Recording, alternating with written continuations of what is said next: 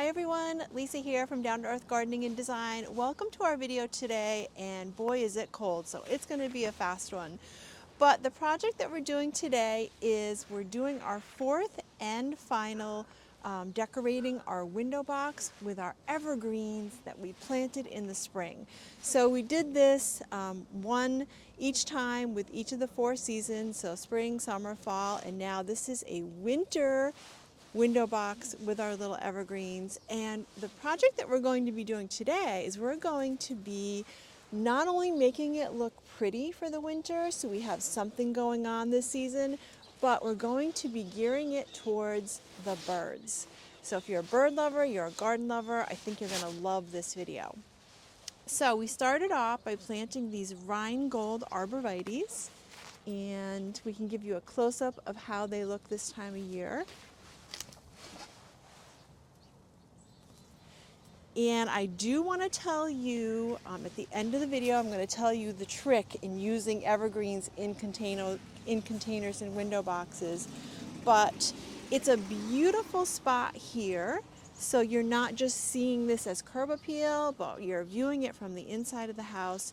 And I thought it would be fun to have some bird things, some things that the birds love in the box, so you could bird watch from the inside of the house. Fun winter thing to do. So not only do you want to add some things for the birds in your gardens, we love doing that, but you can also bring that closer to your house for bird watching in your boxes.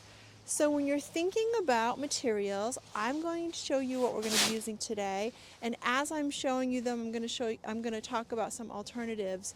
But you want to think about three main things. So you want to think about adding some things for shelter for the birds, and that's mainly going to be your evergreens.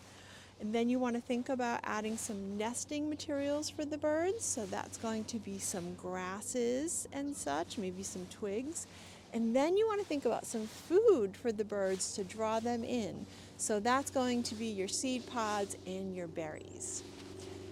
So let's get started in decorating. I'm going to bring you over here and show you what we have today. Okay, our materials for today. We're going to start with our evergreens, and I have some blue spruce from my dwarf Colorado spruces in my yard. Beautiful color. And then we have some hemlock, and sometimes you can find them with the little cones on them. And then here we just have some pine. So when you're doing the project, think about what you have in your yard or what you may be able to forage. You could also use some clippings from your Christmas tree, or if you have some pretty arborvitaes, think about the evergreens that you have in your yard, and you can be really creative with that. So then let's talk about berries. So over here, we of course have some beautiful winterberry. And then also I have some sumac, and this is not the poisonous sumac that when you think of sumac, you think of that variety. But for berries, also think about your juniper berries. You could have some berries from the viburnum. You may have some beautyberry in your yard. So think about what you have again, or do a little foraging. And then for our seed pods, so I have some coneflower from my garden. And I love to leave this in the garden because the goldfinches love the seed heads. But you could also use some rudbeckia if you have that around. And for seed pods, I do also have seed pods that I just clipped from my Siberian irises. So we're going all natural here. So think about what you have in your gardens. And then last but not least, you want to get some grasses in the mix. And I like to leave some grasses in my gardens for the birds because they love it for nesting material. So this here is just my pennisetum, my hamelm, and I made my own floral pick with a twig and some raffia here. So I have a couple of these, but I also brought for grasses, this is my Japanese sedge grass. So it's nice if you can mix it up a little bit too, because it gives you some different colors and textures. So again, you may have some different pennisetums in your yard. You may see some native grasses, so get creative and have fun with this, and the birds will love you for it. So remember, our planted little evergreens here are going to be the main feature, but I next do my other additional evergreens because they're the hardiest. So when you put your seed pods in and your berries, they're a little more delicate, so I always like to green up the box, so to speak, first. So all you need are your variety of greens and some pruners, and we're just going to mix it up here.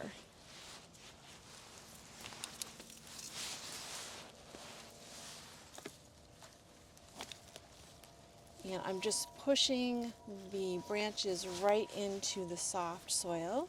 So it is important to do this before your soil freezes in your box. And if it is frozen already, sometimes you can just add some bagged soil in there just to give you something to work with, because when this freezes, this is going to be nice and sturdy here.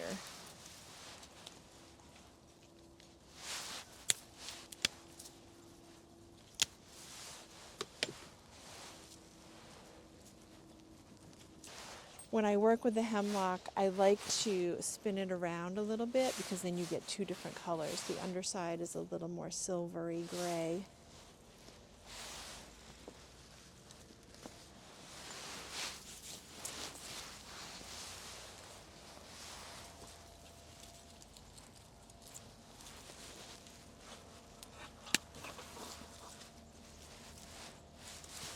I love the blue spruce for a little bit of color, a little bit of blue color in here. Looks really pretty with the snow. And I have to put my shorter pieces in the front so they'll show up. Okay, and then last but not least, you can see how I'm trying to vary the texture here. So this is also for us to look at.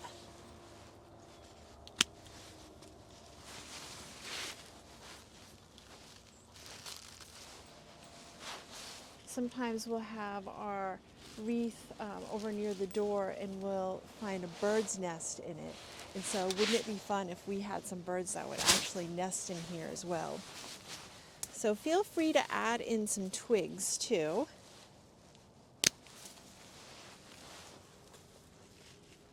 Some red twig dogwood would be nice. Or I know my branches on my dwarf Japanese maple has a nice burgundy color, so that would also be pretty in here. So I just make sure that I have an even mix here so it's well balanced throughout the whole box here.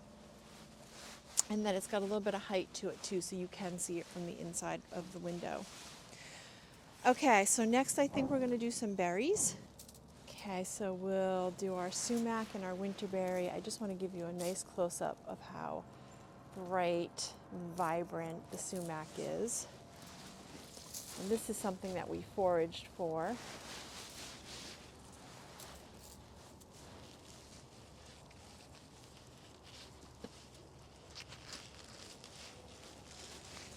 Okay, and our winterberry,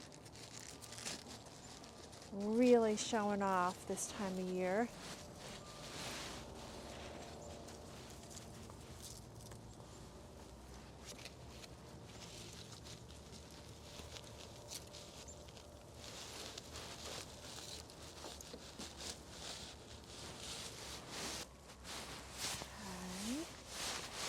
All right, and so next we're going to get our coneflower and our seed heads.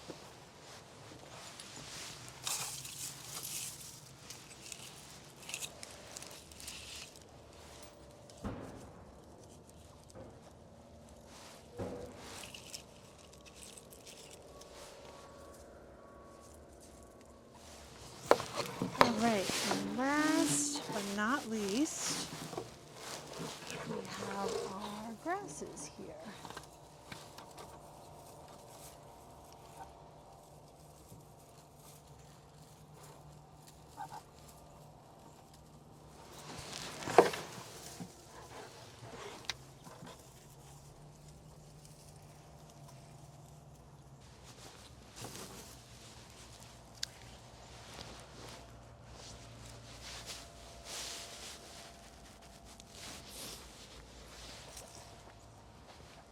Okay, so here it is. We have the box filled, we have our berries, our evergreens, our grasses, our seed pods. So get out there, forage, look around your yard, and get creative and enjoy not only how pretty it is, but attracting some birds to your window box. So as we mentioned in the beginning of the video, we loved using these evergreens. It's a trend that I'm really loving, the evergreens in some containers and window boxes, because they, one investment lasts us through the 4 seasons. They did so well, and honestly, as my daughter mentioned, you really didn't need to do anything else. You could have just left the evergreens in the boxes and it would look beautiful as is. So quite the investment. But as I mentioned, there is a trick to using evergreens in your containers and boxes. And that trick is, especially when you live in a cold climate like I do, you want to plant them in the spring so that they can get settled and look this great for the winter. So that is the trick. So that's it for today. I hope you enjoyed our video and you're staying warm. Enjoy the holidays and winter. It's a time for us to all hibernate and just enjoy.